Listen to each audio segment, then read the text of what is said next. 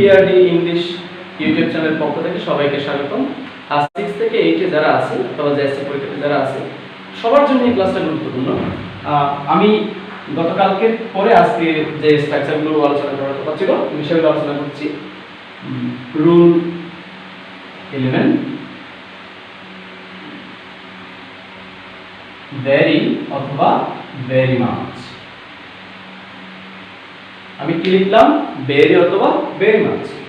যদি অ্যাফার্মেটিভ সেন্টেন্সে থাকে আমি ভেরি বা ভেরি মাচের পরিবর্তে যেটা বসবে সেটা লিখব। নেগেটিভ বাক্যের পরে অ্যাট অল বসবে। এই অ্যাট অল ভেরি বা ভেরি মাচের পরিবর্তেই বসে। অ্যাট অল কি জন্য বসবে? ভেরি বা ভেরি মাচের পরিবর্তে অ্যাট অলটা বসে। Example, affirmative, he likes me very much। এই সেন্টেন্সটাকে নেগেটিভ করার জন্য আমাকে এই স্ট্রাকচারটা ফুল করতে হবে। he তার নেগেটিভ কিভাবে করব? এখানে কোনো অক্সিলারি নেই। কোনো সেন্টেন্স যদি অক্সিলারি ভার্ব না থাকে, যদি বলা হয় নেগেটিভ করো, তখন আমাকে ডু ডাজ ডিডের সাহায্য নিতে হবে। তো এখানে যেহেতু প্রেজেন্ট টেন্সে আছে, ভার্বের সাথে এস যোগ থাকলে বা ইএস যোগ থাকলে তখন আমাকে ডাজ নিতে। আরেকটা কারণ হচ্ছে সাবজেক্ট তার পাশে সিঙ্গুলার হলে ডাজ বসে। তাহলে হি ডাজ নট। এই যে নটটা অক্সিলারি ভার্বের সাথেই বসে, সেজন্য আমি ডাজটাকে অক্সিলারি ভার্ব হিসেবে নিলাম। He does not. এরপর হচ্ছে লাইকের বিপরীত, he does not dislike. He does not dislike. He does not dislike me. এই ভেরি মাচের পরিবর্তে কি লিখব বলছিলাম? At all. আমি অ্যাট অল লিখে দিলাম। এখন কি বুঝতে পেরেছো? অবশ্যই বুঝতে পারবে যদি ভালো করে প্র্যাকটিস করো। He is very attentive. He is very attentive to his studies। to his studies এই সেন্টেন্সটাকে নেগেটিভ কিভাবে করব? he is, যেহেতু এখানে অক্সিলারি আছে আমাকে অন্য অক্সিলারির জন্য বুঝতে হবে। যেহেতু এখানে অক্সিলারি আছে আমাকে অন্য একটা অক্সিলারি আনতে হচ্ছে না। তাহলে he is not। he is not এই very উঠে ধরতে হবে আর অ্যাটেন্টিভের বিপরীতে দিতে হবে। Attentive, inattentive. Attentive, inattentive to his studies. ভেরির পরিবর্তে কি বসবে? অ্যাট অল বসবে এবং বাক্যের নেগেটিভ বাক্যের শুরুতে বসবে। প্রিয় শিক্ষার্থী, বুঝতে পেরেছো? প্র্যাকটিস করলে বুঝতে পারবে। এরপর হচ্ছে রুল 12। রুল 12 সবচেয়ে সহজ। এস এস কি লিখেছি আমি? S S. সচরাচর এস এস এর মাঝখানে একটা অ্যাডজেক্টিভ থাকে। কি থাকে? অ্যাডজেক্টিভ অথবা পজিটিভ ডিগ্রি থাকে। অ্যাডজেক্টিভ অথবা পজিটিভ ডিগ্রি থাকে। যদি এস এস যুক্ত বাক্যকে নেগেটিভ করতে বলে তখন আমাকে প্রথম এস এর জায়গায় নট লেস। প্রথম এস এর জায়গায় দিব নট লেস দিব। এরপরে এস এর জন্য দিব দেন। বাকি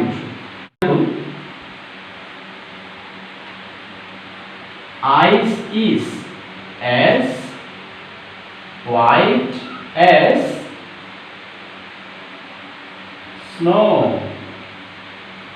ice is as white as snow। বরফ তুষারের মতো শুভ্র সাদা। এই সেন্টেন্সটাকে নেগেটিভ কিভাবে করবে? হ্যাঁ বলো, তোমরা বলো। ice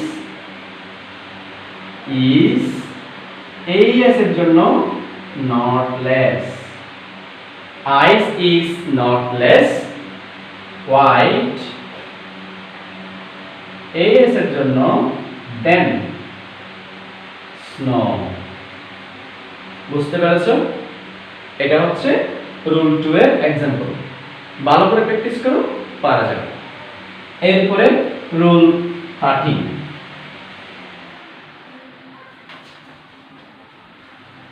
rule 13,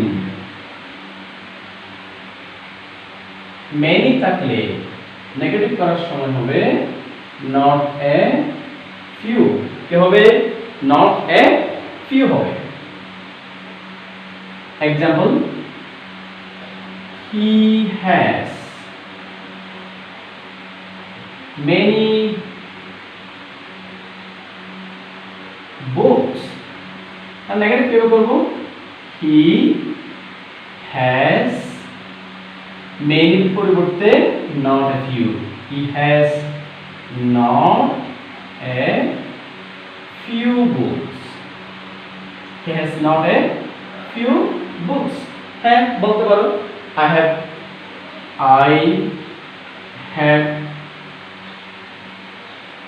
have many friends। I have many friends।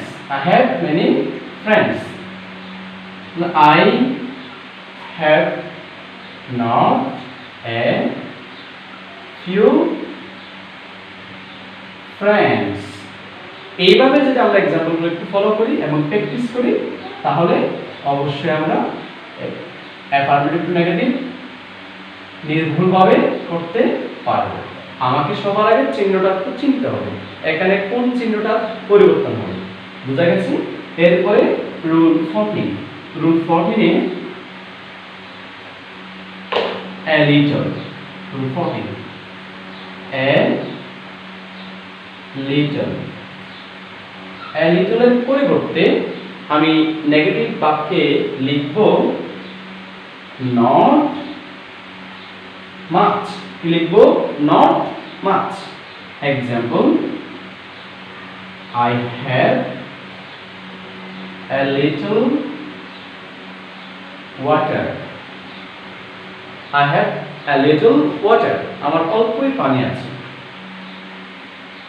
Negative করার সময় I have, এই যে a little এর পরিবর্তে কি লিখব বলছিলাম? not much। I have not much water। I have not much water। তো not much কি জন্য? a little এর পরিবর্তে, তাহলে চিহ্ন যেখানে পরিবর্তন সেখানে। বুঝতে পেরেছো? আরেকটা एग्जांपल দেয়া যায়, he has a little rice। তার অল্প পরিমাণ ভাত আছে বা চাল আছে। he has not much rice। তো not much এর জন্য a little এর জন্য। বুঝতে পেরেছো? এইভাবে যদি প্র্যাকটিস করো তাহলে অ্যাফার্মেটিভ নেগেটিভ সেন্টেন্স করার যে ভয়টা আছে অবশ্যই দূর হবে। রুল 15, 15 নম্বর রুলসে 15 নম্বর রুলে আমি আলোচনা করব a few থাকলে কি হয়। a few থাকলে not many। a few থাকলে not many কখন হয়? a few থাকলে not many হবে, অথবা not many থাকলে অ্যাফার্মেটিভ করার সময় a few হবে। যেমন you have a few friends। তোমার অল্পই বন্ধু আছে, কয়েকটি। নেগেটিভ করার ক্ষেত্রে লিখতে হবে you have not, কি হবে? a few এর পরিবর্তে not many। you have not many friends।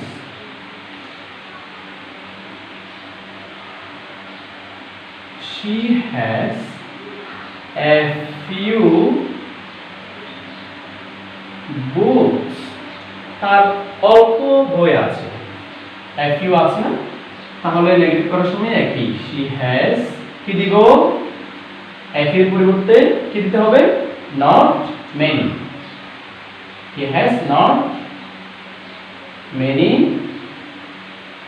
books. He has not many books. এটা হচ্ছে a few থাকলে not many যে পরিবর্তন করার যে নিয়মটা সেটা। এবার 16 নম্বর স্ট্রাকচারে যেটা আলোচনা করব সেটা হচ্ছে মাস। এটা হচ্ছে কি মাস থাকলে কি হয়, মাস যদি অ্যাফার্মেটিভ সেন্টেন্সে থাকে তাহলে আমাকে দিতে হবে not a little। মাছ যদি অ্যাফার্মেটিভ সেন্টেন্স থাকে নেগেটিভ করার সময় মাসের পরিবর্তন হবে not a little। যেমন he has much knowledge, তার অনেক জ্ঞান আছে। নেগেটিভ করার ক্ষেত্রে he has, তাহলে কি লিখবো মাসের পরিবর্তে not a little। he has not a little knowledge। knowledge তাহলে এই যে not a little কেন হয়েছে, not a little হয়েছে মাসের পরিবর্তে।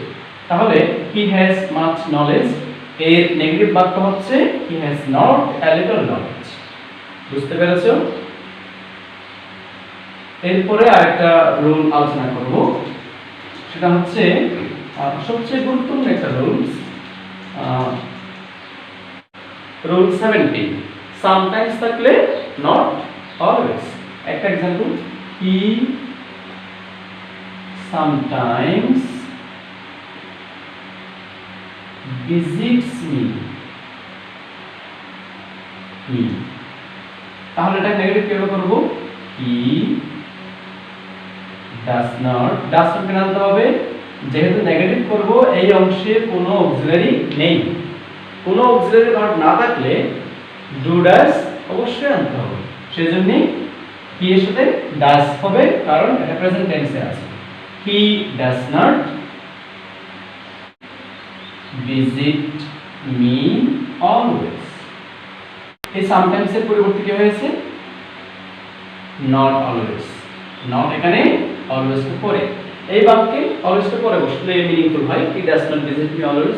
রুল 18 হচ্ছে ইউনিভার্সাল ট্রুথ, অর্থাৎ চিরসত্য কোনো বিষয়কে বোঝানো হলে তখন আমাদের স্ট্রাকচারগুলোকে কমবে। যেমন the sun rises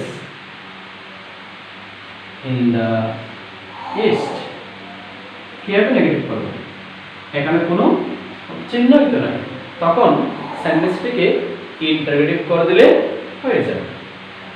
তাহলে ইন্টারোগেটিভ করার ক্ষেত্রে আবার লাগবে অক্সিলারি লাগবে, যে তাহলে অক্সিলারি লাগবে এখানে রাইজেস প্রেজেন্ট টেন্সে আছে তাহলে ডাস হবে কারণ তারপর সিঙ্গুলার। তাহলে ডাস the sun doesn't the sun rise in the east। এভাবে আমাদেরকে প্র্যাকটিস করতে হবে। অথবা does the sun not rise in the east। ধন্যবাদ। এবং তোমরা আমার ক্লাসগুলো পাওয়ার জন্য ফেসবুক পেজে লাইক দাও, শেয়ার করো এবং ইউটিউব চ্যানেলে গিয়ে PRD ইংলিশ অথবা